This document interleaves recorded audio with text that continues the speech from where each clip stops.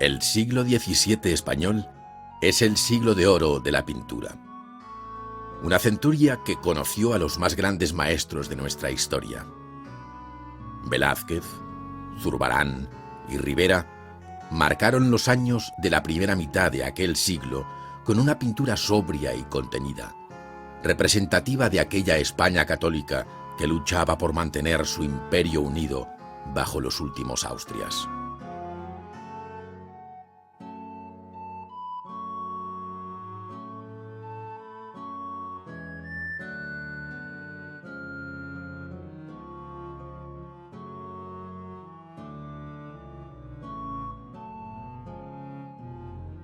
En cambio, en los años finales de la centuria, la pintura, en manos de Murillo, Carreño o Claudio Coello, estalló en una explosión de color y de formas ampulosas para arropar quizá a esa otra España que ya había perdido hasta la esperanza de mantener la dinastía reinante, con un rey como Carlos II el Hechizado, estéril y enfermizo.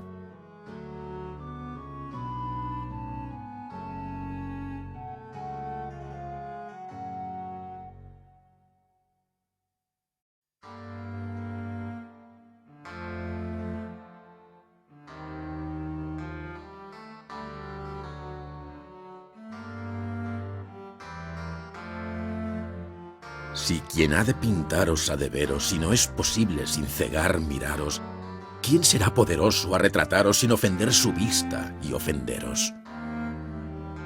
En nieve y rosas quise floreceros, mas fuera honrar las rosas y agraviaros. 2 luceros por ojos quise daros, mas ¿cuándo lo soñaron los luceros? Conocí el imposible en el bosquejo, mas vuestro espejo, a vuestra lumbre propia, aseguró el acierto en su reflejo. ¿Podráos él retratar sin luz propia, siendo vos de vos propia en el espejo? Original, pintor, pincel y copia.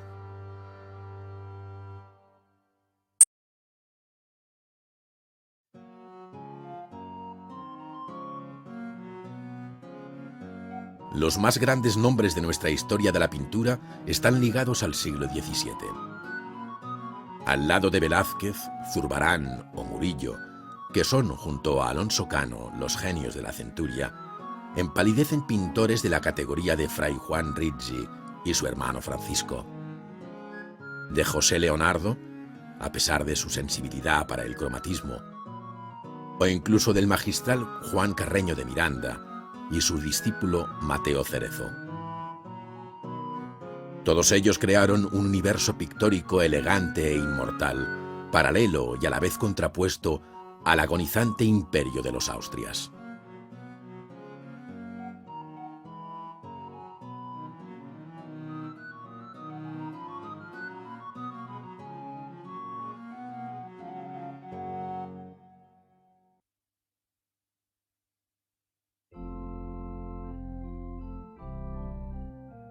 Francisco de Zurbarán nació en Fuente de Cantos, en Extremadura, a principios de noviembre del año de 1598. Hizo su aprendizaje en Sevilla, en el taller de Pedro Díaz de Villanueva, antes de volver de nuevo a su tierra natal.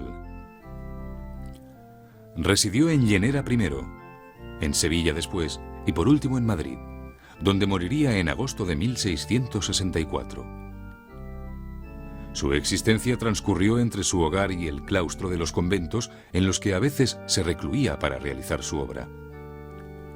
Hombre sencillo, Zurbarán supo transferir a sus cuadros esa misma sobriedad y verdad de su propia vida. El espectador se siente emocionado y sobrecogido ante su pintura religiosa, que responde plenamente por ello al espíritu de la Contrarreforma. Así lo entendieron también los hombres de Iglesia que acudieron a su taller para realizar los encargos.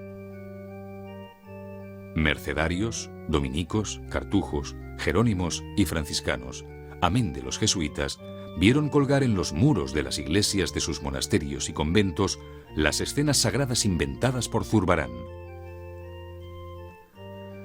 Los largos hábitos encerraban los cuerpos enjutos de los monjes y mostraban al mismo tiempo la maestría de un pintor que alcanzaba la máxima expresividad con los mínimos recursos.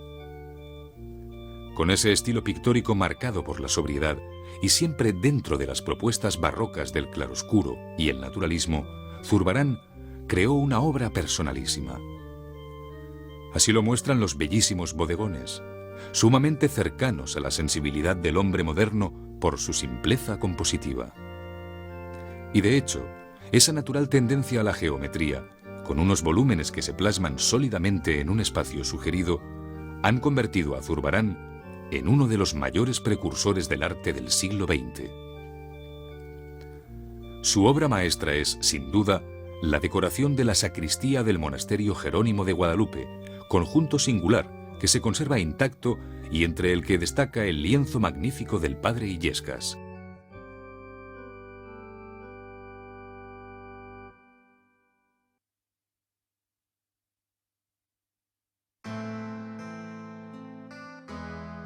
Diego de Silva y Velázquez nació en Sevilla a finales del mes de mayo de 1599. A los 12 años entró en el taller del pintor Francisco Pacheco, en el que aprendió el arte de la pintura durante 5 años. Antes de cumplir los 18, casó con la hija de su maestro, Juana Pacheco, a quien utilizaría como modelo en su cuadro de la Adoración en 1619, así como a la primera hija de ambos, Francisca. Protegido por el conde duque de Olivares, se introdujo pronto en la corte de Madrid al servicio del joven rey Felipe IV, con quien acabaría uniéndole una sincera y entrañable amistad hasta su muerte, acaecida en Madrid el 6 de agosto de 1660, a los 65 años de edad. Su estilo pictórico fue evolucionando paulatinamente desde el claroscuro y el naturalismo caravaggesco de los primeros años, en los que se muestra la tenacidad para conseguir la corrección en el dibujo y en la composición, hasta el espectacular dominio de ambos en los años finales. Tradicionalmente se distinguen 3 etapas, tomando como límite o cesura las fechas de sus 2 viajes a Italia, realizados en 1629 y 1649 respectivamente. La primera etapa de su carrera es la que se denomina sevillana, que supone los cuadros realizados en Sevilla y los que pintó a su llegada a la corte de Madrid. Se caracteriza por los fondos de claroscuro, por las gamas cálidas, por el dibujo excesivamente duro y por el cuidado de las calidades. En la segunda etapa, tras su viaje a Italia y hasta 1649, se percibe mayor luminosidad en su paleta, ya desde los primeros cuadros. Poco a poco, los azules, rosados y violetas dulcifican el fondo de sus paisajes. A esta etapa pertenece la decoración del Salón de Reinos, para el que realizó los retratos ecuestres de la familia real, y el gran lienzo de la Rendición de Breda, conocido popularmente como Las Lanzas. En la tercera y última etapa, que comprende los 15 años que van desde la vuelta del segundo viaje a Italia hasta su muerte, ven la luz sus 2 obras maestras, Las Meninas y Las Hilanderas. Amén de un nutrido número de retratos, especialmente infantiles, de los hijos habidos en el segundo matrimonio del rey. En todos ellos, la factura es suelta y los perfiles se desdibujan para engañar la retina del espectador y convertir en real el espacio fingido de los cuadros. Es lo que hemos dado en llamar la perspectiva aérea.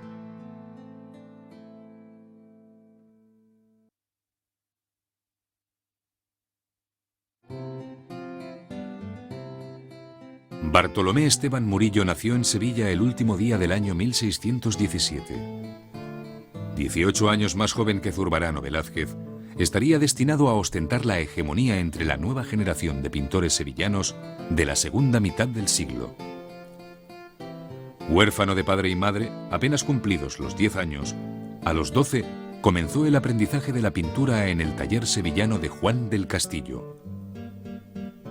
Residió siempre en Sevilla, y en ella murió en 1682, a consecuencia de una caída del andamio mientras pintaba. Formado en el realismo y en el tenebrismo que muestran sus primeras obras, Murillo supo escapar hacia donde le llevaban sus afanes estéticos y se convirtió en el contrapunto de la pintura recia de sus predecesores.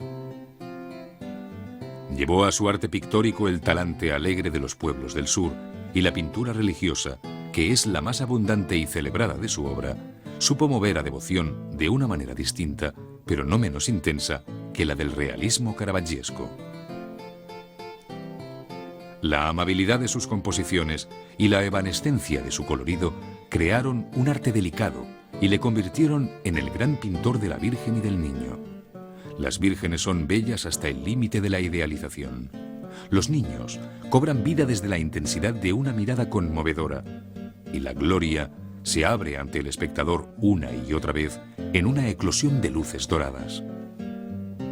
Murillo es un colorista excepcional, de factura rápida, y tiene en su haber una obra variada y abundantísima.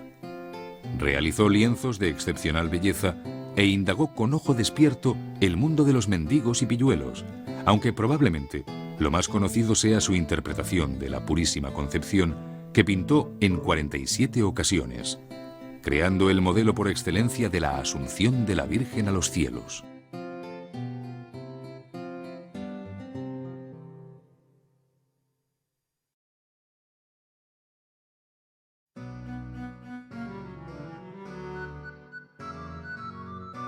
En la primera mitad del siglo XVII, la pintura española se gestó en tres importantes centros, Sevilla, Madrid y Valencia, que practicaron el realismo y el tenebrismo.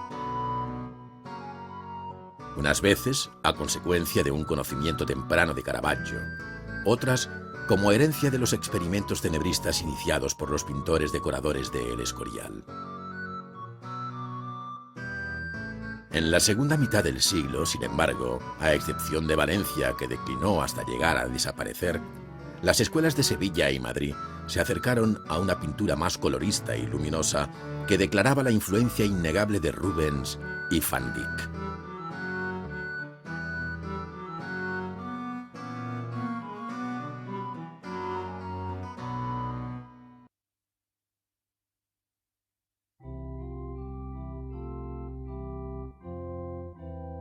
Valencia fue uno de los primeros centros de pintura en incorporar a sus lienzos el claroscuro y el naturalismo. La temprana fecha de la adopción de esta fórmula pictórica hace pensar incluso en una posible reacción simultánea a la que en Italia había llevado a cabo Caravaggio. Y en efecto, desde Navarrete el Mudo, a fines del siglo XVI, los maestros que habían trabajado en el monasterio de El Escorial y habían sido admiradores y seguidores de la pintura de Navarrete, se acercaron a un tenebrismo no tan radical como el italiano y que conservaba ciertas reminiscencias manieristas, pero con el que consiguieron obras monumentales de gran contraste y efectismo. Francisco Ribalta llevó este estilo, aprendido en El Escorial, a Valencia, donde se instaló en un taller que conoció un gran éxito a principios del siglo XVII. Sin embargo, no hay duda de que la figura señera de la escuela valenciana es José de Ribera. A pesar de que su vida transcurrió en Nápoles desde sus años juveniles, el hecho de haber nacido en Játiva y su posible formación primera con Francisco Ribalta explican que tradicionalmente haya sido incluido en la escuela española. Fue un pintor de profunda sensibilidad que elaboró una pintura densa, de estudiados golpes de color con los que iluminó poco a poco su inicial tenebrismo. Fue, por excelencia, el pintor de santos mártires y penitentes, dando lugar a complejas composiciones en diagonal que fueron conocidas e imitadas por los pintores de todo el mundo, gracias a la difusión de sus magníficos grabados.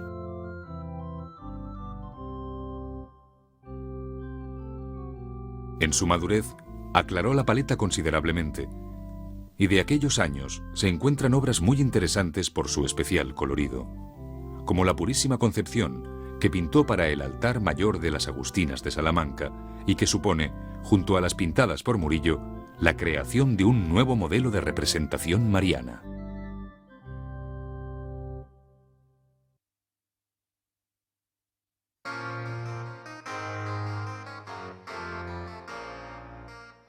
Desde comienzos del siglo XVII, en Sevilla funcionaron talleres de pintura muy activos, formados en el último manierismo y en el que tuvieron ocasión de formarse las nuevas generaciones.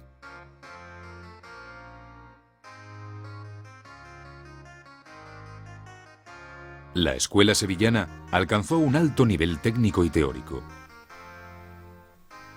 Y si en los primeros años de la centuria los grandes maestros no se ocuparon del tenebrismo, los pintores que ya se formaron en la primera mitad del siglo, como Zurbarán, Velázquez o Alonso Cano, hicieron su aprendizaje influenciados por las nuevas tendencias. El ambiente artístico de Sevilla estuvo, a lo largo de todo el siglo, abierto a cualquier novedad, aunque respetando siempre la proporción y la belleza clásicas. Las reuniones de hombres cultos, literatos y poetas en el taller de Francisco Pacheco o de Martínez Montañés dieron su fruto generando una inquietud intelectual en los jóvenes artistas plásticos. Esto hizo posible que, con el paso de los años, la pintura evolucionara hacia un barroco más colorista y luminoso. Bartolomé Esteban Murillo fue el más grande representante de este nuevo estilo vaporoso y delicado en que se refugiaría, fundamentalmente, la pintura de temática religiosa. Y lo haría sin despreciar por ello esa otra vertiente del naturalismo pictórico, de raigambre tan puramente hispánica, y que aún tuvo defensores del calibre de Valdés Leal. Así nos lo muestra la singular obra encargada a estos dos maestros en el Hospital de la Caridad de Sevilla. Unos y otros pintores confirieron una personalidad tan acusada a la escuela sevillana que la convirtieron en uno de los más importantes centros del arte español del siglo XVII.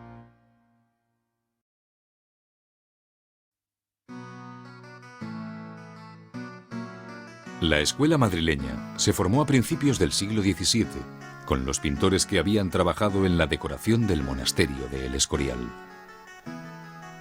Por lo tanto, dominó en ella, en un principio, la tendencia a la estética del bajo renacimiento italiano. Pero el estilo evolucionó muy pronto y el claroscuro y el realismo se intensificaron, según los pintores iban teniendo conocimiento de las novedades creadas en Italia por Caravaggio. Uno de los primeros pintores que asimiló el realismo y el modelado exhaustivo de las figuras fue Juan Bautista Maino. Aunque su interés por el tenebrismo no fue tanto como para obligarle a renunciar de su vocación de pintor colorista. Creó un estilo híbrido y sumamente atractivo, mezclando las aspiraciones del barroco y las viejas conquistas del manierismo. Tras el paso de Velázquez por la corte y su asimilación, en sus años maduros del colorido veneciano, puede decirse que la escuela tendió hacia una mayor luminosidad, incluso en pintores que no abandonaron nunca el realismo. Así, quienes llevaron en la segunda mitad del siglo el barroquismo pictórico a sus últimas consecuencias fueron maestros como Antonio Pereda, que se recreaba en el preciosismo de la técnica con su magnífico dominio de las calidades, o Herrera el Joven y Antolínez, que exprimieron las posibilidades del decorativismo en sus lienzos. Después, la llegada a la corte de Lucas Jordán, en la última década del siglo, marcó una nueva era en la pintura decorativa, seguida por los pintores cortesanos. Por otra parte, puede decirse que los retratos reales de Carlos II, el sucesor de Felipe IV y último monarca de la dinastía de los Austrias, muestran, en cierta medida, la influencia de Velázquez. Tanto los lienzos realizados por Juan de Carreño Miranda, cuanto los que pintó Claudio Coello.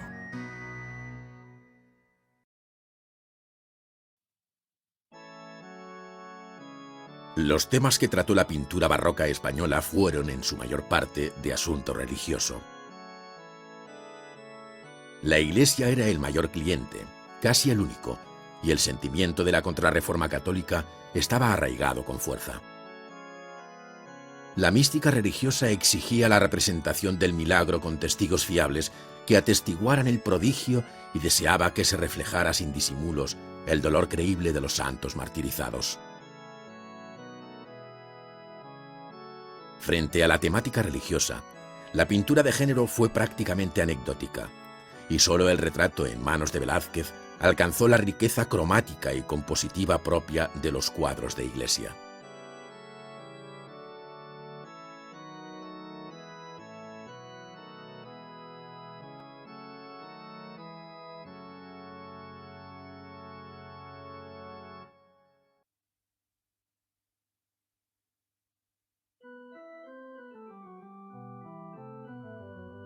El barroco apuró al límite la expresividad del simbolismo de la muerte en sus representaciones pictóricas. Todo el realismo derrochado en los cuadros de bodegón o de retrato llega a ser perverso cuando rodea y describe los atributos de la muerte. La intencionalidad del tema es más importante que la propia obra. Calaveras apiladas, esqueletos y relojes de arena. Cadáveres semicorruptos, insectos necrófagos. Todo un estudiado y nauseabundo universo aterrorizador se despliega ante el ojo del espectador y les sobrecoge. La temida guadaña ciega sin discriminación la vida de todos los mortales. Inictu oculi. En un abrir y cerrar de ojos, lo que fue deja de existir. Lo que es, ya nunca más será, y los cuerpos se corrompen en las húmedas bóvedas mortuorias o en la oscuridad de las tumbas. No importa el rango, no importan las riquezas, ni la belleza, ni aún la finura de espíritu. La muerte da al traste con todo ello. Ni más ni menos. La muerte es el fin de las glorias mundanas. Tanto hombres de Estado, reyes y papas, como filósofos, literatos y valientes guerreros, están hechos del mismo polvo que el más humilde de los labradores, y sus cuerpos han de regresar a la tierra.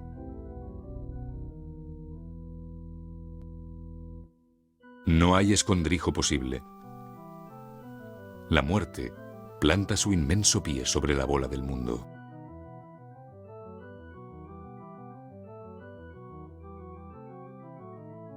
Juan Valdés Leal fue el gran intérprete de este sentimiento español de recrearse en la fealdad de la muerte, al realizar, para Miguel de Mañara, los 2 lienzos de las postrimerías, que aún pueden verse en el lugar para el que fueron pintados, en la iglesia del Hospital de la Caridad, en Sevilla.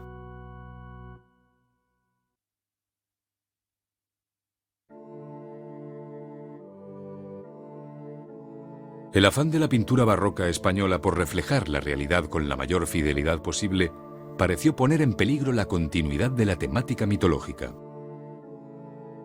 No era fácil compaginar mito con realidad, ni naturalismo con idealización. Los viejos dioses estuvieron en peligro de desaparecer, pero al igual que había sucedido con los personajes sagrados, también ellos fueron desmitificados y se representaron asemejándose demasiado a los mortales. Aún así, en España, durante el siglo XVII, son muy escasos los cuadros de temática profana, y especialmente los que aluden a la mitología, salvo en la obra de Ribera que, residiendo en Nápoles, realizó varios encargos para los virreyes. También Velázquez pintó asuntos de mitología para Felipe IV. Pero el realismo velazqueño hizo que el séquito de Baco se convirtiera en un grupo de borrachos de taberna, mientras que la representación de Vulcano no le fue a la zaga. El desafortunado dios de los infiernos es un viejo tuerto y cojo, de piel reseca y enjuta, maltratada por el calor del yunque, de forma que en la fragua de Vulcano solo Apolo muestra su divinidad con la cabeza laureada y enmarcada por el resplandor del sol. El dios Marte no corre una suerte distinta. Maltrecho más parece un loco que se cree el dios de la guerra que un verdadero habitante del Olimpo. Por otra parte, en el encargo que se le hizo a Zurbarán para el Salón de Reinos sobre los trabajos de Hércules, tampoco el héroe mítico salió muy bien parado. Sin embargo, hay otro talante en los cuadros mitológicos que encierran una moraleja o enseñanza. Como ocurre con el lienzo de la fábula de Aracne, de Velázquez, llamado Las hilanderas, que no es otra cosa que una alegoría sobre la vanidad, personificada en Aracne, narrando el ejemplar castigo que le infligió Palas Atenea.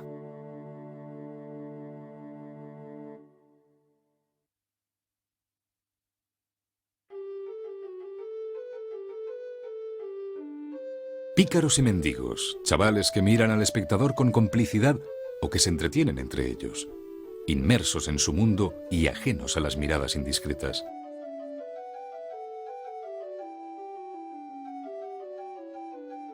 Aparecen por todas partes, acompañan los cuadros de iglesia o interpretan escenas populares.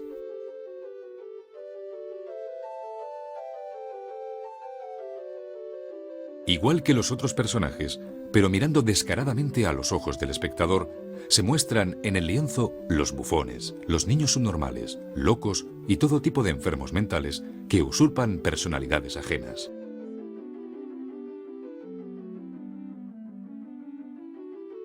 Esta es la consecuencia de aquel afán barroco de echar una ojeada en derredor, y este es, sin duda, el entorno que, al igual que en la narrativa, llama la atención de los pintores españoles.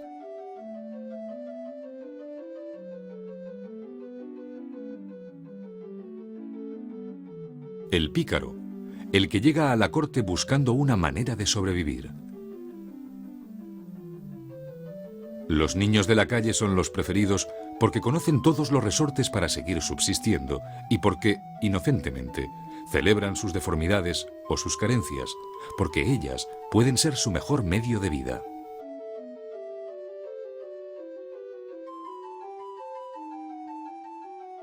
Estos entrañables personajes, con su carga de infinita humanidad, son quienes nos son presentados una y otra vez por los grandes pintores españoles.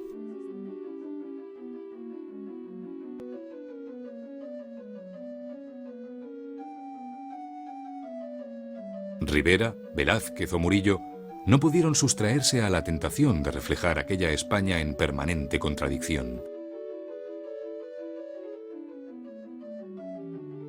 Los más grandes junto a los más insignificantes. Los reyes y los enanos compartiendo una misma existencia, el mismo espacio vital. Un mismo lienzo y aún un mismo destino, observar impotentes el ocaso del imperio.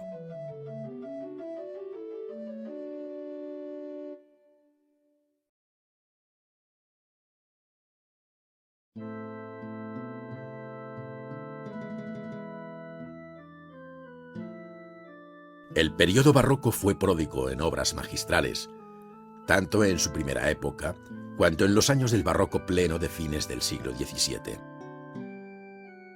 Así, La vieja friendo huevos o El aguador de Sevilla de Velázquez marcan el carácter hispano en la asimilación del tenebrismo, mientras Los niños de la Concha de Murillo muestran magníficamente en qué consistió el cambio, muy notable tanto en la técnica como en el espíritu de la nueva pintura religiosa. Aunque sin duda, la obra máxima del siglo lo supone el retrato de familia de Felipe IV, conocido como Las Meninas.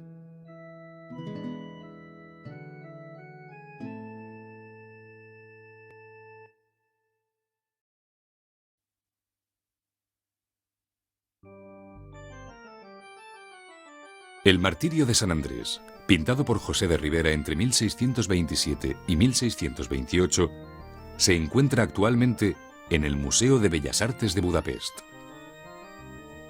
Es un óleo de poco más de 2 metros de alto por 1,83 de ancho y representa el momento en el que San Andrés está siendo atado al madero en forma de aspa sobre el que sufrió martirio.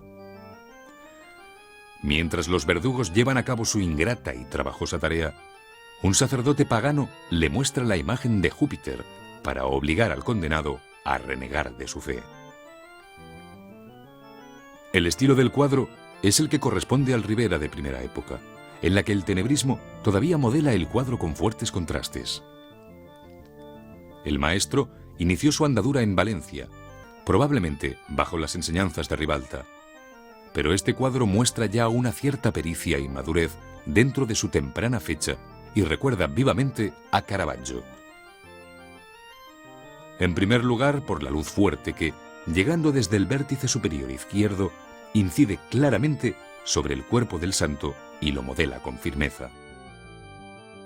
En segundo lugar, por la voluntad de no mostrar ni el dolor ni lo cruento del acto del martirio. Y sobre todo, por ese interés por las texturas que, en el caso de Ribera, llegó a convertirse en una verdadera obsesión.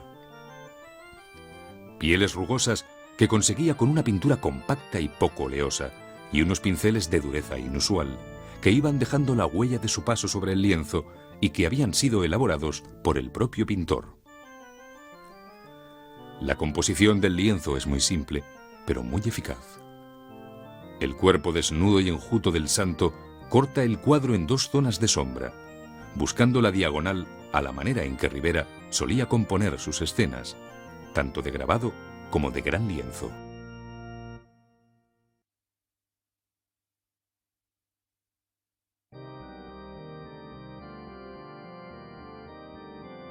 El cuadro que representa a Fray Gonzalo de Illescas fue pintado por Zurbarán en 1639 para la sacristía del monasterio de Guadalupe, en Extremadura.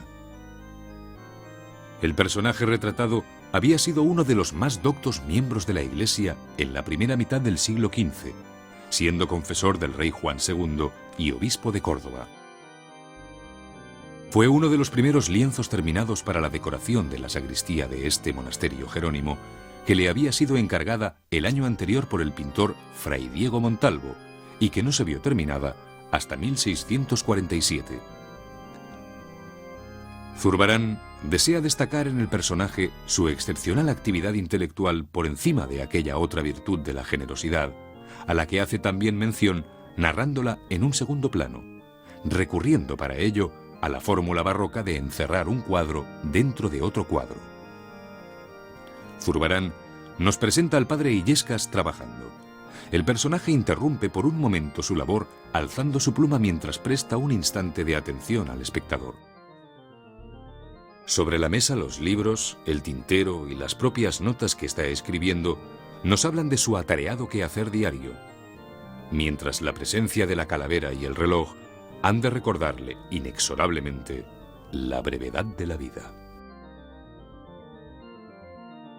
En el entorno del sobrio estudio monacal en el que el padre Illescas escribe sus notas, el sillón frailero y la mesa tapizada arropan cálidamente el espacio pintado. Un espacio que se cierra con la ayuda del contraluz que recorta el perfil de las dos columnas, entre las que se desarrolla la acción del fondo. Planos y volúmenes simples que sirven de escenario a los minúsculos personajes. De manera tal que la composición del lienzo, tanto en el personaje central cuanto en la escena del fondo, responden al concepto de simplificación y geometría que dominó siempre la obra del maestro.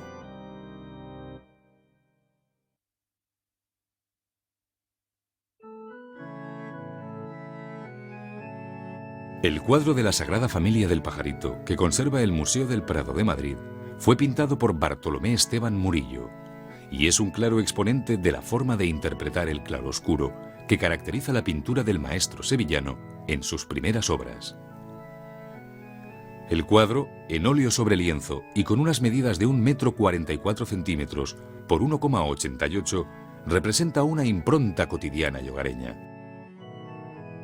Fiel a sus aprendizajes en la escuela de Sevilla y respetando las normas de la escuela caravaggiesca, presenta la escena dentro de un naturalismo que trae recuerdos de Ribera y de Zurbarán. La Sagrada Familia, sorprendida en su entorno doméstico, parece haber renunciado al carácter carismático de su naturaleza divina. El niño sonríe ante el nervioso perro que desea arrebatarle el pajarillo, confiado en la protección que su padre le ofrece. Y mientras, la Virgen mira tiernamente al hijo, sumamente complacida por la escena. Su lento hilar y el cesto de costura testimonian la rutina de la labor doméstica que la Virgen ejerce como cualquier otra madre de familia. El deseo de acercar las personas divinas al hombre de la calle, que inició en arte Caravaggio, está aquí superado por ese otro deseo de enternecer con una pintura emotiva que, a veces, ha sido tachada de sensiblera. La composición del cuadro va determinada por la potente diagonal que forman las figuras conjuntas de San José y el Niño Jesús, y está marcada por la secuencia lumínica del perro y los rostros de los dos personajes.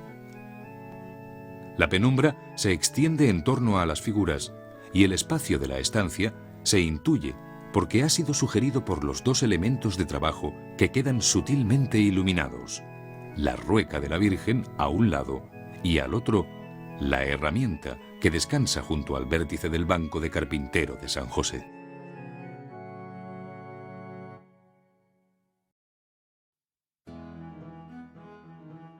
Yo, Juan Gómez de Mora, maestro mayor de Madrid y trazador de las obras reales de Su Majestad el Rey Felipe IV, digo que para hacer la nueva casa del ayuntamiento de esta corte, primeramente se ha de acordelar dicha obra conforme a las plantas alta y baja, que son los 2 cuartos que al presente se pretenden labrar.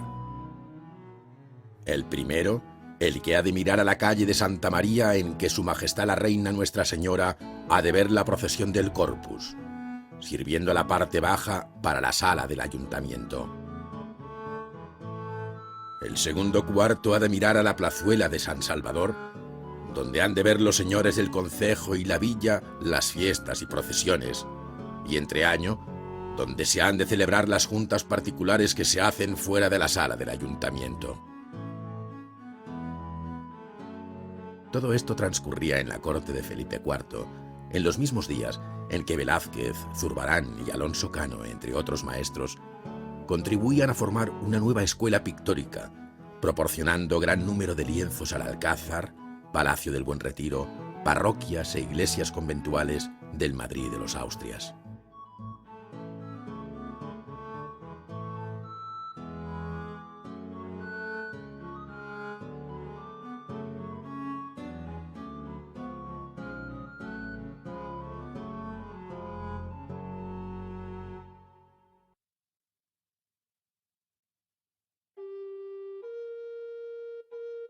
El cuadro conocido hoy como Las Meninas fue titulado en su día La Familia y el retrato de la infanta Margarita con sus damiselas de honor y una enana. En realidad lo que representa el lienzo es la familia creada en segundas nupcias por el rey Felipe IV. Una corta familia compuesta en aquel momento por el matrimonio real y la única hija de ambos, Margarita Teresa, que en aquel momento era la heredera del trono de España. Quizá por ello, el monarca y su jovencísima esposa Mariana de Austria se reflejan en el espejo del fondo de la sala y dejan el protagonismo del cuadro familiar a la pequeña infanta. En torno a la niña se reúne todo el séquito infantil. En primer lugar, las 2 damas portuguesas o meninas, como se llamaba a las adolescentes pertenecientes a la nobleza portuguesa, que tenían el privilegio de acompañar a la personita real en sus juegos, mientras, dada su mayor edad, vigilaban también su integridad. Se unen a ellas en los divertimentos infantiles la enana llamada Maribárbola y el niño, también enano, Nicolasillo Pertusato, bufones deformes ambos adscritos a este séquito infantil y que, según la costumbre de los Austrias, convivían muy de cerca con sus señores. Por último, cerrando el curioso grupo y a modo de escoltas, 2 adultos responsables de toda aquella chiquillería, doña Marcela de Ulloa y un guardador de damas.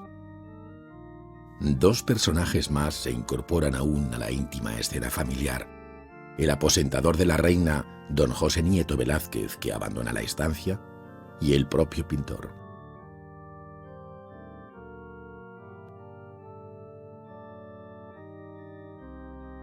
Es una tarde luminosa en la que el sol cae al oeste entrando por las ventanas del Alcázar. Velázquez está pintando un retrato de los reyes en esta estancia que él mismo había decorado y que había pertenecido a las habitaciones privadas del difunto hijo del rey, Baltasar Carlos. La mirada de los personajes delata que los reyes se encuentran al otro lado del lienzo, justamente donde está también el espectador. La pequeña infantita acaba de entrar en la estancia, donde la ha conducido el aposentador de la reina, y mira extrañada la compostura de sus padres, que están posando inmóviles para un rígido retrato oficial. Está tan intrigada que no hace el menor caso a sus complacientes meninas que se aprestan a atenderla. María Agustina Sarmiento le ofrece un vaso de agua como adivinando la sed de la niña tras su corta siesta, e Isabel de Velasco inicia ante ella una graciosa y estudiada reverencia que denuncia su juvenil coquetería.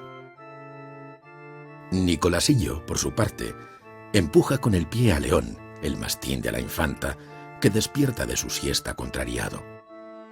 El pintor, mientras, aprovecha el revuelo originado por la súbita irrupción de la niña en la sala y se aleja un instante del lienzo para analizar más reposadamente a sus modelos sin bajar por ello el pincel ni soltar la paleta. Para justificar precisamente la presencia de Velázquez en la estancia, es por lo que el cuadro ha sido compuesto de forma tan compleja. El pintor tenía que representar la sala completa, y por eso acaba generando un extraño espacio envolvente que acoge al propio espectador, atrapado entre el pintor y los reyes. No es una fórmula nueva en pintura. Los pintores flamencos lo habían ensayado con maestría situando también un espejo en el fondo de la estancia pintada, como en el matrimonio Arnolfini de Van Eyck. Lo que sí es nuevo y sorprendente es la perfección con la que puede llegar a hacerlo Velázquez. Desde sus cortos 5 años, Margarita Teresa mira inquisitivamente a sus padres. 4 personajes más lo hacen desde el lienzo, y todos ellos parecen atravesar al espectador con la mirada que va directamente al fondo del espacio sugerido, justo al otro lado de la habitación, donde están los monarcas. La perspectiva de la estancia responde a la perspectiva arquitectónica dibujada por el propio Velázquez cuando decoró estas salas. Y se ayuda también para ello con el saliente de las vigas, con la presencia de los lienzos que cuelgan en las paredes laterales y con los adornos de la techumbre. Mientras el primer término queda a su vez marcado por la figura del perro y por la trasera del caballete sobre el que está trabajando Velázquez.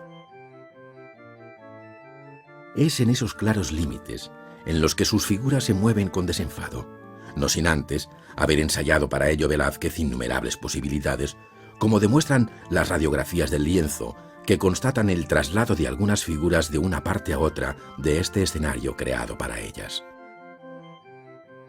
La presencia de una luz no homogénea y excepcionalmente real, que cae sobre telas y carnaciones de forma discriminada, haciéndolas vibrar en distinto grado, es lo que crea esta sensación de verdad que irradia el cuadro, y que Palomino definió con brevedad y puntual acierto cuando afirmó que esta obra es verdad, no pintura.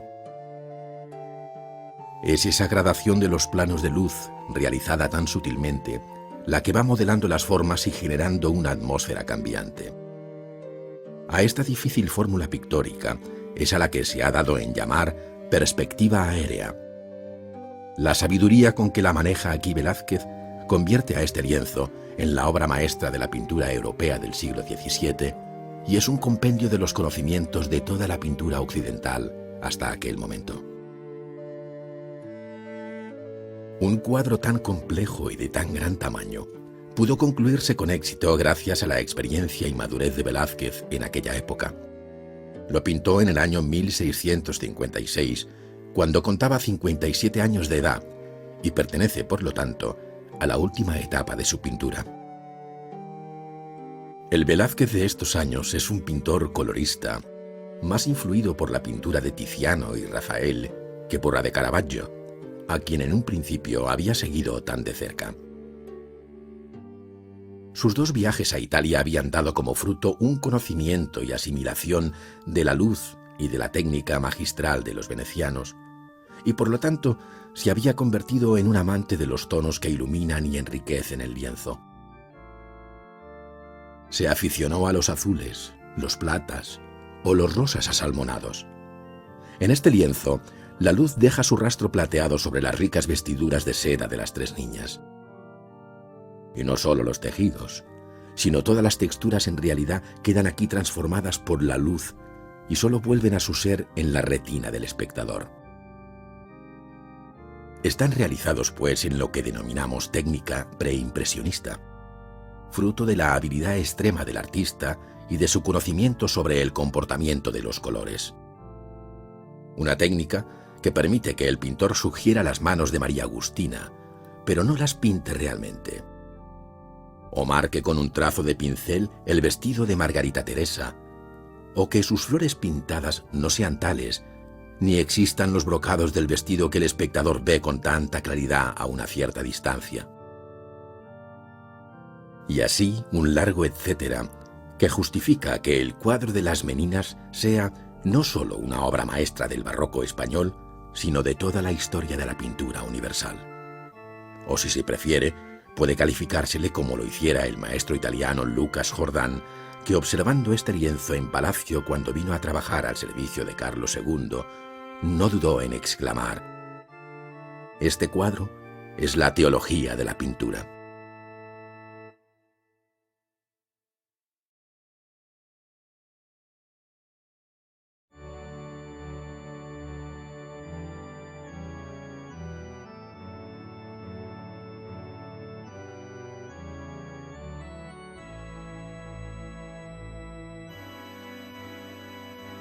La representación del objeto tridimensional ha sido siempre el gran reto de la pintura. Apariencia y realidad quedan confundidas hasta el punto de identificarse. Cada uno de estos objetos encierra un alma, pues son espejo de su propia identidad.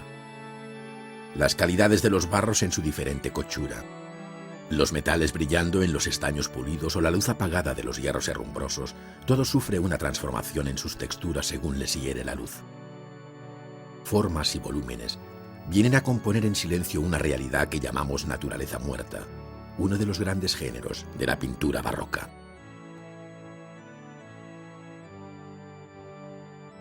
Una llama que alumbra, una calavera o un libro se suman con frecuencia a estas visiones que recuerdan lo fugaz de la vida. Frente a ella, la naturaleza ha sido pródiga en objetos de bellas formas orgánicas procedentes del mar, muy distintas en su color y textura a los fabricados por el hombre. Pero fueron los ricos frutos de la tierra los que utilizó el pintor para la composición de los bodegones, destinados a decorar los comedores de las casas y palacios del siglo XVII. La pintura española cuenta en su haber con una larga nómina de pintores que dedicaron al bodegón una atención especial. Es el caso de Sánchez Cotán y Felipe Ramírez, con sus inconfundibles cardos apoyados en el ángulo de la ventana, o de Cerezo y sus naturalezas muertas, aparentemente desordenadas.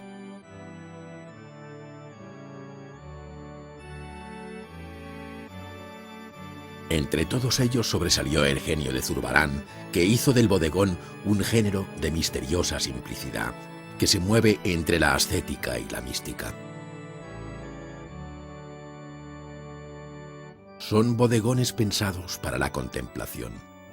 Son obras que, partiendo de la realidad material de las cosas, elevan el pensamiento hacia lo efímero de la existencia humana.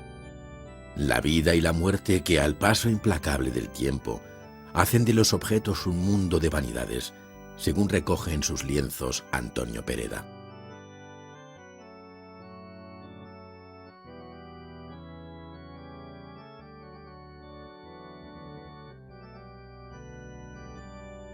La luz es a la pintura lo que el agua a la vida. Solo si hay luz habrá pintura.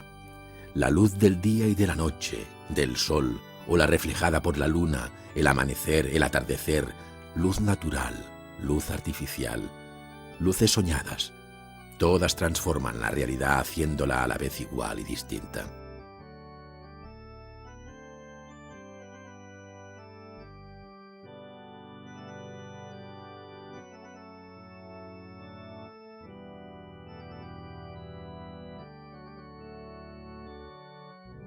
Con sus útiles y sirviéndose del pincel como instrumento de referencia y medida, el pintor se dispone a encajar sobre el lienzo ya preparado con una imprimación cálida las figuras del recipiente de cristal con vino, la copa y la jarra de metal que tiene ante sí.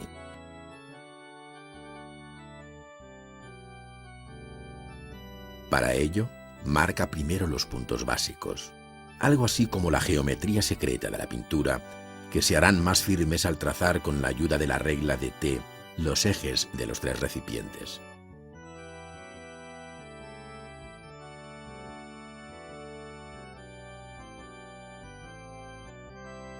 Sobre estas líneas, y siempre con sanguina, señala la altura de sus partes fundamentales para mejor proporcionar los 3 objetos de forma individual, pero sin perder de vista que también deben guardar la misma escala que tiene uno respecto a otro en los modelos reales que tiene delante sobre la mesa. Para ello, es importante establecer la distancia que guardan entre sí. Con unos trazos rápidos, el pintor construye y perfila los rasgos básicos que caracterizan los 3 objetos, cobrando una presencia cada vez más firme y como soporte dibujado del color. La operación culmina con la aparición de la luz que obliga a proyectar las sombras propias de las vasijas. Se intuye el volumen y nace una nueva sensación de espacio.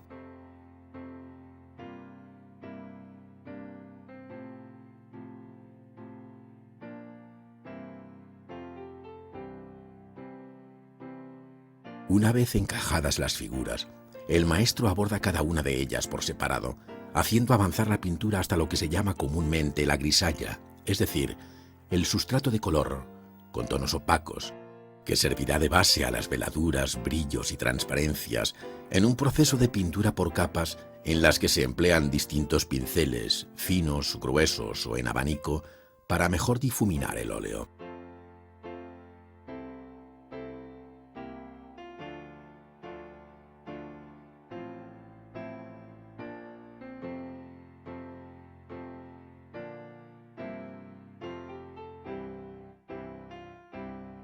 Este proceso se repite en la copa y en la jarra, donde se puede intuir la importancia decisiva de la grisalla en relación con la etapa más delicada de la aplicación del color.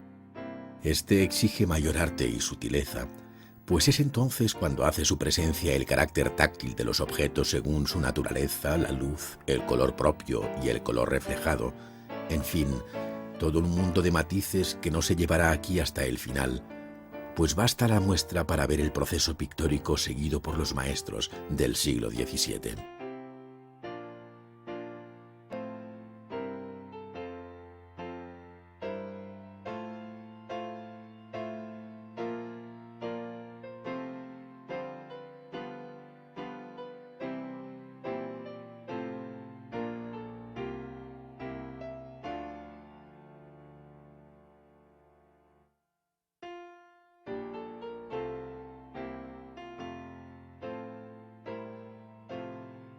Una de las operaciones más curiosas para quien no conoce los preliminares de la pintura es sin duda la preparación del lienzo en el taller, que comienza por recibir una o varias manos de aguacola a fin de restarle porosidad al tejido y darle un apresto que no tiene el lino en su estado natural.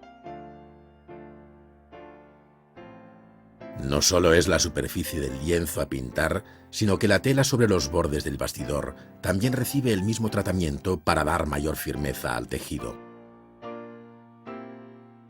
Finalmente, con la imprimadera, se reparte la cola que deja visibles unas huellas desiguales.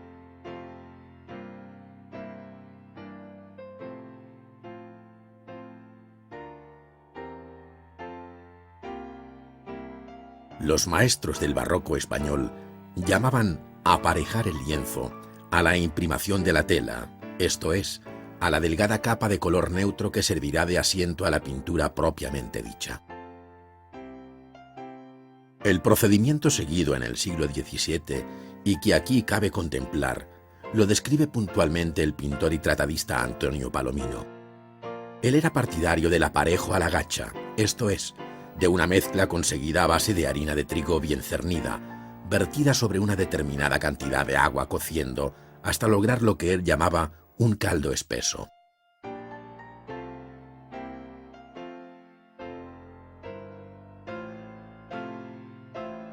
Como si de una verdadera receta de cocina se tratase, después se le añade algo de aceite de linaza a discreción, advirtiendo Palomino que nunca se emplee aceite de comer, porque es muy perjudicial a la pintura y la hace tomarse.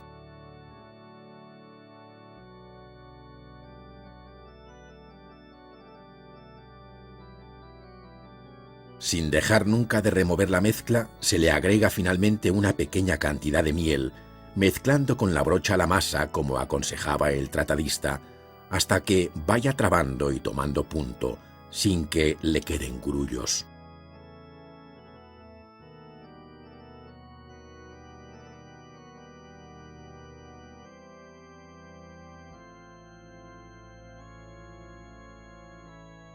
Con esta mezcla, se dan unas manos al lienzo ayudado de la imprimadera, tendiendo la gacha, comenta Palomino, y apurándola de suerte que no quede cargada, sino que tape los poros todos del lienzo y descubra los hilos, porque lo cargado hace cascarilla y salta con el tiempo.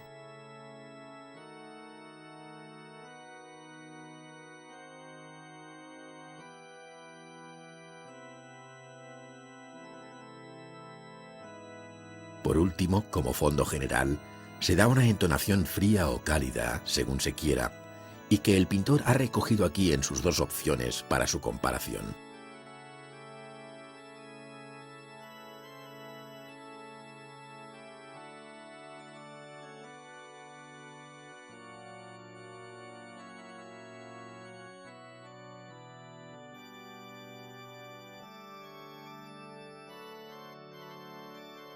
Con las primeras luces de la mañana, el pintor prepara en su estudio los materiales para hacer un bodegón, siguiendo los antiguos procedimientos, pero sobre una composición más libre y actual, donde mostrar la diferente textura, brillo y color de los objetos elegidos y que previamente ha dispuesto sobre una mesa en relación con la luz que recibirá desde la ventana.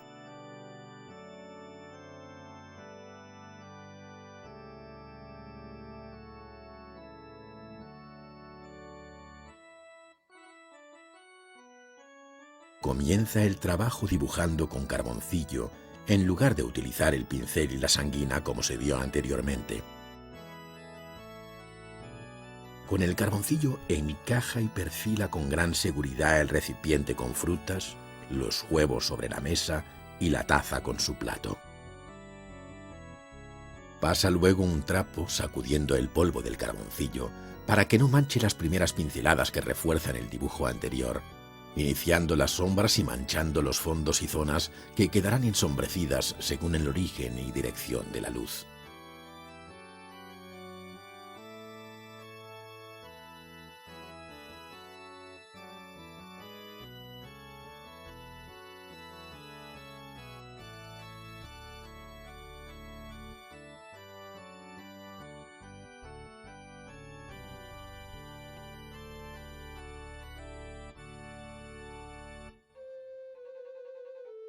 El talento del pintor hará que con breves toques de color, comenzando por una base de amarillo, lo que hasta entonces eran inertes trazos sin contenido, comiencen a cobrar volumen durante el proceso de la grisalla.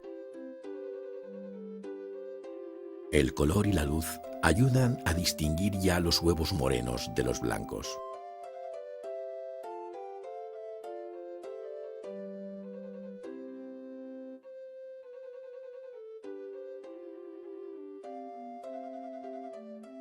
Análogo proceso de materialización y volumen, es decir, de nacimiento a la vida, se repite en la vasija con frutas, donde el maestro va distribuyendo el color local, bien sea el naranja, bien el amarillo de los limones, partiendo de las zonas en sombra y reservando para el final los campos en los que la luz incide con más fuerza.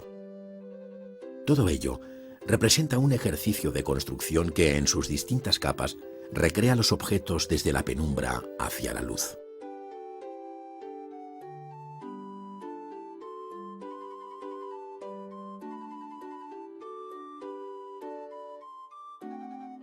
La taza conoce el mismo camino, y lo que antes fue el simple perfil de un objeto es ahora materia densa que el pintor aborda con distintos pinceles, poniendo especial cuidado en aquella parte en la que la luz cobra un protagonismo especial.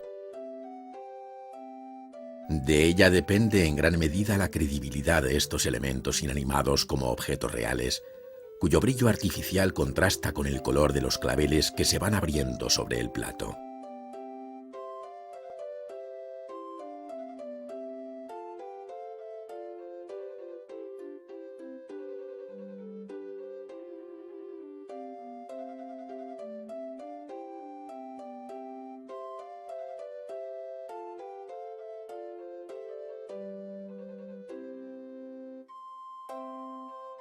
El tiempo real de la ejecución de la pintura exige muchas horas delante del caballete hasta hacerla avanzar por igual. Una vez completa la grisalla, el artista se dispone a acometer la fase más delicada si cabe, pero cuyo resultado depende de la anterior etapa. Nos referimos a la terminación de la obra, que se verá aquí de modo parcial, donde es fundamental el control de la luz y del color.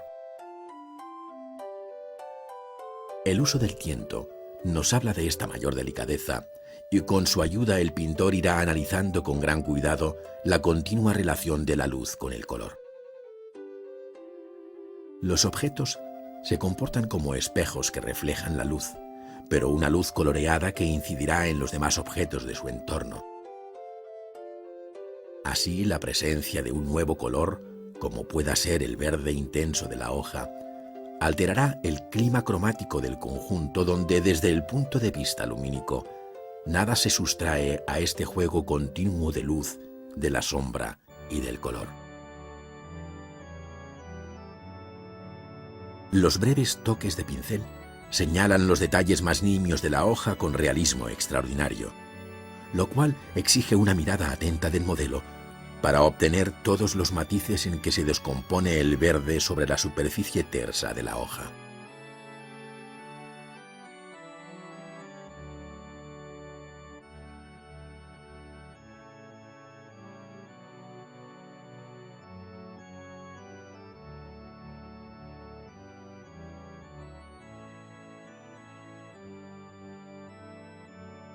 El pintor labra o pica los limones con toques independientes y sin fundir, dejando pequeños grumos de pintura. Entretanto, la parte baja del limón absorbe el color de la naranja, y este, a su vez, se refleja sobre la que tiene enfrente. Este es el juego de la luz. Este es el juego del color. Este es el arte de la pintura.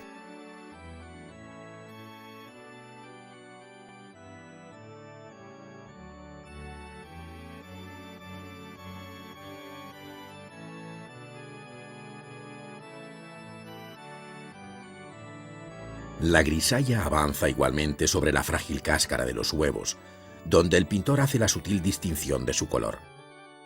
Comienza en la sombra para dar más fuerza a los segundos planos, hasta definir en la rugosidad de su textura uno de los huevos morenos. Allí la luz mate contrasta con el brillo que se manifiesta en el punto culminante de la luz, en ese breve pero definitivo toque de blanco.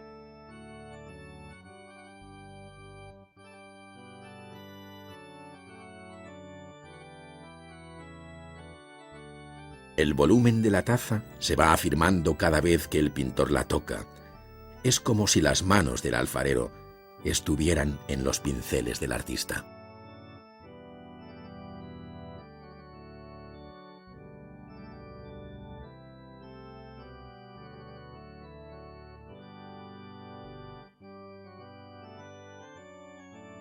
En lugar de un punto de luz, la taza necesita una larga línea de reflejo lumínico que conservará hasta el final, contribuyendo a afirmarla al igual que sucede en el plato, donde un rápido toque le dará ser. Otro tanto ocurre con los claveles, donde nuestro pintor, con un gesto impresionista, hace realidad el recortado pétalo de las flores.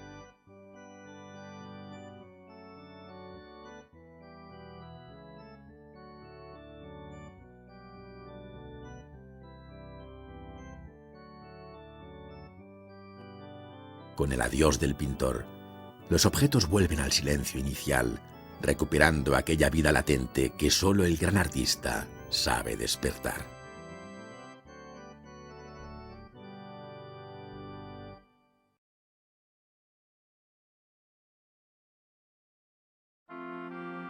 La Adoración de los Magos, pintada por Juan Bautista Maino y hoy en el Museo del Prado, formaba parte del retablo que el pintor hizo para la iglesia del convento dominico de San Pedro Mártir, en Toledo.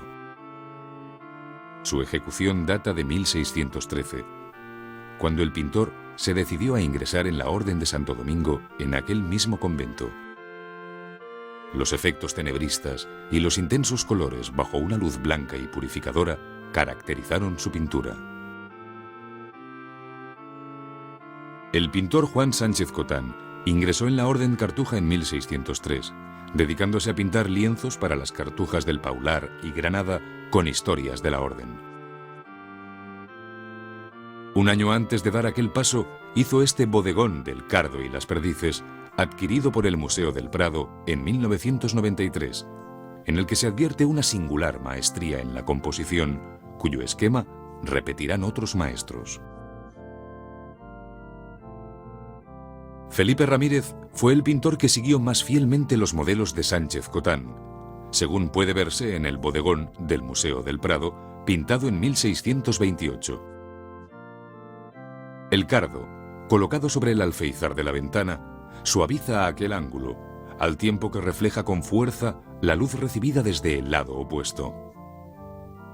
Una copa dorada, conteniendo unos lirios, una perdiz y 2 racimos de uva, completan este mundo de calidades y colores captados con un gran realismo. Juan Rizzi ingresó en los benedictinos en 1628, pintando desde entonces varios ciclos con la historia de la orden para sus distintos monasterios. Del de San Millán de la Cogolla, en La Rioja, procede el lienzo de la Cena de San Benito, hoy en el Museo del Prado, con efectos claramente tenebristas y con un excelente, aunque sobrio, bodegón sobre la mesa. El pintor Francisco Ribalta, establecido en Valencia en 1599, pintó un gran número de obras para distintas casas religiosas de aquella región. Así, hacia 1620, hizo para los capuchinos de Valencia el lienzo de San Francisco confortado por un ángel músico, hoy en el Museo del Prado. La composición en diagonal, el realismo de los pies y manos del santo, así como la lámpara de aceite y el libro sobre la mesa, son algunos de sus rasgos más notables. El lienzo de Cristo abrazando a San Bernardo, hoy en el Museo del Prado, procede de la Cartuja valenciana de Portacoeli, en cuya celda prioral estuvo hasta la desamortización de 1836. Fue pintado por Francisco Ribalta en una línea de grandeza que anticipa las obras de Ribera. En la escena, Cristo baja de la cruz acogiendo a San Bernardo en su beatífico éxtasis, bajo una fuerte luz que recorta sobre el fondo oscuro el hábito del santo y el cuerpo del crucificado. El pintor valenciano José de Ribera vivió en Italia desde 1611, donde produjo su extensa obra. A la etapa más influida por el tenebrismo de Caravaggio pertenece el cuadro de San Sebastián y Santa Irene del Hermitage de San Petersburgo. La composición se ciñe a un triángulo en el que destaca el cuerpo de San Sebastián que Irene cura al observar que todavía vive, después de haber sido asaeteado. De 1632 data el escultor Ciego Gambazo, pintado por Ribera y actualmente en el Museo del Prado. Se ha querido ver en esta obra un retrato del escultor Giovanni Gambassi, pero también se ha interpretado como una alegoría del tacto, pues el personaje recorre con los dedos de las manos los detalles de la célebre cabeza del Apolo de Belvedere, en el deseo de captar su excepcional belleza. El sorprendente realismo del rostro ciego y la luz de buscados efectos tenebristas caracterizan esta obra. Las formas abiertas y los teatrales efectos de luz para resaltar tan solo las figuras, características ambas de la gran pintura barroca, se dan en el cuadro Ticio pintado en 1632 por Ribera. En el mito clásico, Ticio fue condenado por Zeus por intentar violar a Letona, a ser devorado por 2 buitres que picotean sus entrañas, que siempre se regeneran. El cuadro estuvo en el Alcázar de Madrid, después en el Buen Retiro y finalmente en el Museo del Prado. En el altar mayor de la iglesia del convento de las Agustinas Descalzas de Salamanca se encuentra este gran lienzo de algo más de 5 metros de altura que representa a la Inmaculada Concepción acompañada de los atributos de las letanías. La obra fue pintada hacia 1635 por Ribera, atendiendo al encargo del conde de Monterrey y virrey de Nápoles. En este lienzo, Ribera va superando el tenebrismo inicial para convertirse en un extraordinario colorista. Aunque este cuadro, pintado por Ribera en 1639, es conocido como el Martirio de San Bartolomé, en realidad se trata del Martirio de San Felipe. En él son de destacar las formas abiertas de la composición, el equilibrio entre masas y fuerzas, la monumentalidad prestada por los elementos arquitectónicos, la concepción grande de la forma, el realismo vulgar de los tipos y la riqueza del color. El cuadro, que estuvo en el Alcázar de Madrid, se halla en el Museo del Prado. El sueño de Jacob, que su autor firmó y fechó en 1639 con estas palabras, Giuseppe de Ribera, español, recoge el episodio del Génesis en el que Jacob, huyendo de su hermano Esaú, se quedó dormido. En sueños, escuchó la voz del Señor al tiempo que veía una escala mística de ángeles que el pintor ha interpretado como una nubecilla dorada y ascendente. El abandono de Jacob dormido resulta magistral, siendo muy propio de Ribera el incluir troncos de árboles semisecos y caídos. Obsérvese la belleza del celaje azul del fondo. En el Museo del Louvre se encuentra una de las obras más entrañables de la pintura española del siglo XVII, el Patizambo de Ribera. Se trata de la visión humana y tierna de un desdichado niño que, pese a ser contrahecho, no deja de jugar a los soldados con su bastón, mientras que nos mira entre burlón y sonriente. El chico es además mudo, por lo que nos pide una limosna por el amor de Dios, según se lee en el papel que lleva en la mano izquierda. Pintado en 1642. En 1628, la Merced Calzada de Sevilla encargó a Francisco de Zurbarán una serie de 22 cuadros con la historia de San Pedro Nolasco, fundador de la orden, para colocarlos en el claustro de dicho convento.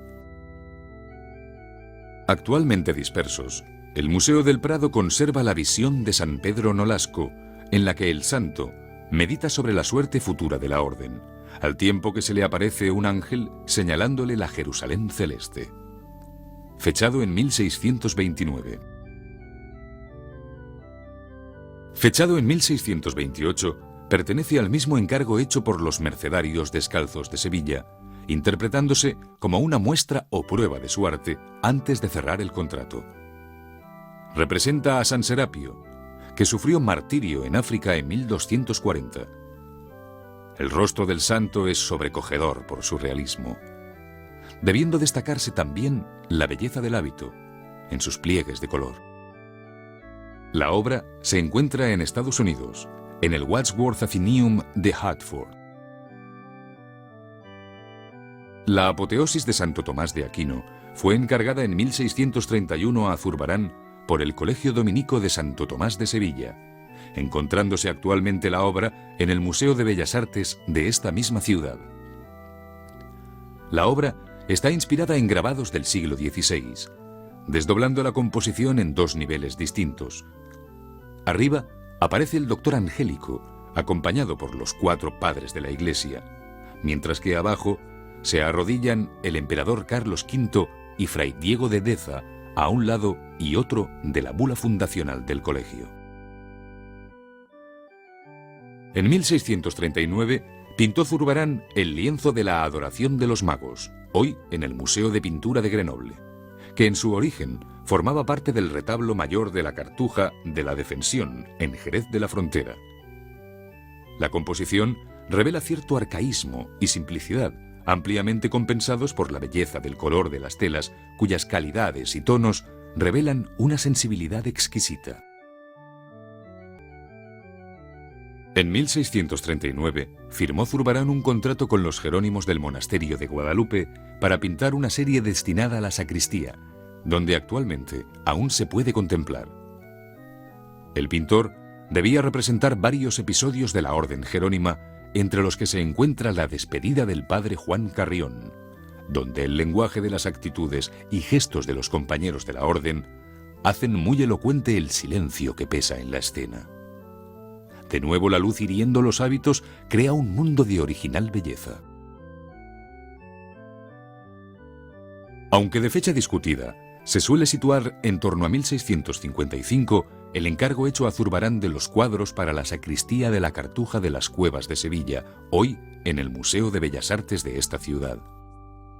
Los asuntos hacen referencia a episodios de la historia de la orden, como este de San Hugo en el refectorio, una de las obras más características del pintor por su sobria simplicidad y orden.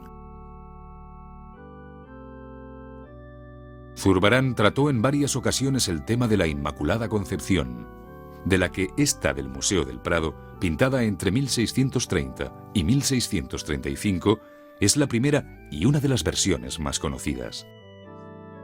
La Virgen aparece muy aniñada, con las manos en actitud de oración, vistiendo una túnica rosa y un manto azul, distribuyéndose a los lados y en el bajo los símbolos de la letanía mariana. Entre las obras de Zurbarán que conserva el Museo del Prado se encuentra el Bodegón de Cacharros, una de las naturalezas muertas más conocidas de toda la historia de la pintura. No cabe mayor simplicidad en la ordenada colocación de los objetos, a los que la luz hace brillar de forma distinta en su propia materia. En esta imagen, más allá de su exigente realismo, se percibe un aliento de ascética espiritualidad. El Milagro del Pozo, pintado con una técnica muy suelta por Alonso Cano durante su estancia en Madrid antes de 1651, recoge el prodigio de la salvación de un niño por mediación de San Isidro el Labrador. Este hizo subir el agua hasta rebosar el brocal del pozo, devolviéndolo salvo a su madre. Viendo la calidad excepcional del dibujo y del color, Palomino ya sentenció en el siglo XVIII que el cuadro en sí era el verdadero milagro. Procedente de la desaparecida iglesia de Santa María, se conserva actualmente en el Museo del Prado. En una primera etapa de la obra de Murillo, se observa su interés por el realismo tenebrista, al que se incorporan tipos y tonos pardos que recuerdan a Ribera. A este momento pertenece la Adoración de los Pastores, pintada entre 1650 y 1655, que se conserva en el Museo del Prado. Frente a la idealización de la Virgen y el Niño, los pastores muestran un aspecto rudo y vulgar, de verdaderos campesinos, tratados con gran naturalismo y un dibujo firme basado en el natural. El descanso en la huida a Egipto del Hermitage, pintado por Murillo, revela el cambio producido en su obra con el paso del tiempo. La paleta se ha ido aclarando al tiempo que la técnica se ha hecho más suelta. La luz natural va ganando terreno en los fondos y paisajes, si bien, en los primeros términos, se mantienen valores lumínicos que recuerdan el artificio del claroscuro. El tema de la Inmaculada conoció varias versiones a través de los pinceles de Murillo, siendo muy conocida la Inmaculada Concepción de Soule, llamada así por habérsela llevado este mariscal del ejército de Napoleón del Hospital de Venerables Sacerdotes de Sevilla. Adquirida más tarde por el Louvre, pasó en 1941 al Museo del Prado. Siempre se ha subrayado la belleza de la composición ascendente en medio de una equilibrada armonía de luz, forma y color plenamente barroca. Los niños de la Concha de Murillo encarnan uno de los hallazgos pictóricos más populares del artista. El niño Jesús ofrece agua en una concha a San Juanito, el precursor, también niño, que toma el agua al tiempo que inicia una reverencia apoyado en la cruz, cuyo rótulo dice en latín: «He aquí el Cordero de Dios». Este observa la escena completando el triángulo de la composición, que recuerda esquemas más renacentistas que propiamente barrocos.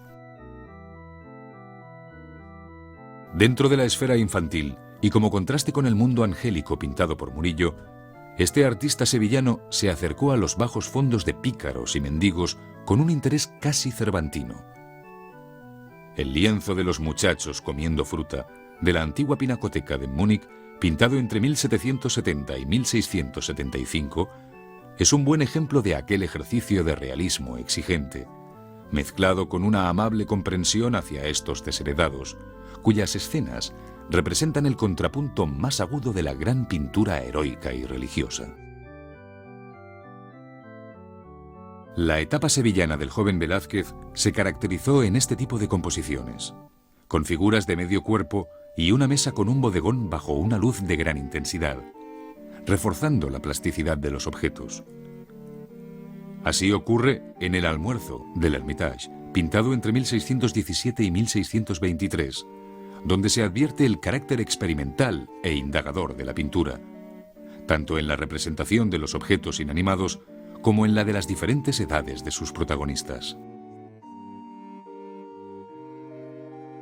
Fechada en 1619, la Adoración de los Reyes Magos de Velázquez es una de las primeras composiciones de carácter religioso del pintor, si bien se ha querido ver en ella un completo retrato de familia.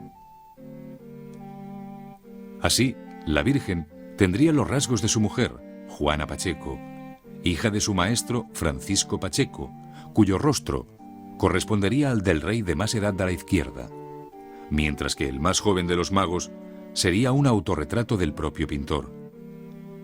Se conserva en el Museo del Prado. Procedente del convento de San Plácido, de Madrid, el Cristo de Velázquez que conserva el Museo del Prado encarna una de las imágenes más sobresalientes de la religiosidad española del siglo XVII. Aquí se aúna la belleza idealizada del cuerpo muerto de Cristo con el respeto hacia un rostro que apenas llegamos a ver, y la disposición aprendida en su suegro y maestro, Pacheco, clavando 2 clavos, uno en cada pie, para no descomponer la figura que así no pierde el equilibrio ni la verticalidad, todo en una serena visión religiosa. Pintado hacia 1632. Velázquez retrató en varias ocasiones a don Gaspar de Guzmán, conde duque de Olivares, quien, como valido de Felipe IV, posibilitó la presencia del pintor en la corte para retratar al rey. El busto del Museo del Hermitage, hecho muy probablemente del natural para un posterior retrato de cuerpo entero, se debió pintar hacia 1638, cuando comenzaba a declinar la estrella política del conde duque, según se advierte en su dolida mirada. En 1623, Velázquez fue nombrado pintor del rey con un salario de 20 ducados mensuales, haciendo aquel año varios retratos de Felipe IV, de los que este que se conserva en el Museo del Prado fue uno de los primeros. El propio pintor retocó la obra en 1628, cambiando la posición de la pierna izquierda que, sin embargo, el tiempo ha hecho aparecer de nuevo. Se trata de una de las modificaciones o arrepentimientos que, en un deseo de perfección, se hallan con frecuencia en la obra de este genial artista. El retrato ecuestre del príncipe Baltasar Carlos, muerto prematuramente en 1646, aparece aquí a la edad de 6 años y fue pintado por Velázquez para una sobrepuerta del Salón de Reinos del Buen Retiro hacia 1635. Esto explica el punto de vista forzadamente bajo y determinadas descompensaciones de escala, pensadas para que la imagen final, vista desde abajo, cobrara una apariencia proporcionada.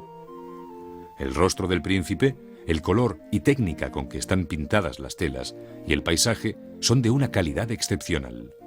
Actualmente en el Museo del Prado. El mundo de los bufones, indispensables en la vida de la corte, atrajo de modo especial a Velázquez, quien los pintó dotándoles de una dignidad alejada de cualquier consideración grotesca, aunque sin esconder sus taras físicas. El bufón Don Sebastián de Morra, del Museo del Prado, pintado hacia 1645, vino de Flandes para entrar al servicio del príncipe Baltasar Carlos. El cuadro del Triunfo de Baco, más conocido como Los Borrachos, es una de las primeras composiciones en las que Velázquez aborda asuntos complejos, tanto por el tema tratado como por el número de elementos que la integran. El pago de la obra se hizo en 1629, al poco tiempo de pintarla, y en ella se acusan efectos tenebristas, propios de su etapa juvenil, y al tiempo un nuevo interés por el desnudo. Resulta magistral el grupo de cabezas de los bebedores. La fragua de Vulcano, hoy en el Prado, la pintó Velázquez en 1630 durante su primer viaje a Roma. Aquí Apolo descubre a Vulcano el adulterio de su esposa Venus con Marte, el dios de la guerra, para quien precisamente la fragua está forjando su armadura. Esto hace suspender el trabajo, creándose una atmósfera tensa y sorprendida que Velázquez resuelve de modo extraordinario en un ambiente de matizadas luces. La influencia clásica es evidente en el bello modelado de la anatomía de los compañeros de Vulcano. El Salón de Reinos del Palacio del Buen Retiro en Madrid, además de los retratos reales, reunía una colección de cuadros de historia en los que se reflejaban distintos episodios bélicos favorables a la monarquía española. Entre ellos, la rendición de Breda, más conocido como el cuadro de las lanzas, pintado por Velázquez en 1634. Ambrosio de Spínola, al servicio de España, recibe las llaves de la ciudad de Breda de manos de Justino de Nassau, siendo de destacar el gesto cortés del vencedor que no desea humillar al vencido. Relacionada con la segunda estancia de Velázquez en Italia, entre 1649 y 1655 se encuentran algunas de las obras más conocidas del pintor, como es la Venus del Espejo, hoy en la Galería Nacional de Londres. La obra tiene un interés excepcional tanto por el tema del desnudo femenino, infrecuente en la pintura barroca española, como por el modo magistral de tratarlo, en su color y sensual modelado. En el espejo se refleja, de modo abocetado, el rostro de la mujer, debiendo destacar el papel jugado por el color en la atmósfera lumínica que envuelve el cuerpo de Venus. Hacia 1651, Velázquez pintó la enigmática obra de las hilanderas o fábula de Aracne, que inicialmente estuvo en el Buen Retiro y hoy se encuentra en el Prado. En un ambiente de trabajo, varias mujeres están hilando y devanando madejas para el futuro tejido de tapices, algunos de los cuales, ya acabado y representando el rapto de Europa, contemplan otras mujeres al fondo. En esta obra se ha querido ver la contienda de Palas con la hábil tejedora Aracne, a la que la diosa castigó convirtiéndola en una araña por haber inmortalizado en sus tapices las debilidades de Júpiter. Las grandes composiciones de Velázquez esconden con frecuencia la intención última de su pintura. Las Meninas no escapan a esta situación, donde además de ser un original retrato de familia, el pintor, valiéndose de un espejo, ha jugado con el espacio y con el espectador, no dudando en incorporarse él mismo, sobre cuyo pecho luce la cruz de la Orden de Santiago, ennobleciendo así su oficio de pintor. La obra, pintada en 1656 y cima de la historia de la pintura, se encuentra en el Museo del Prado.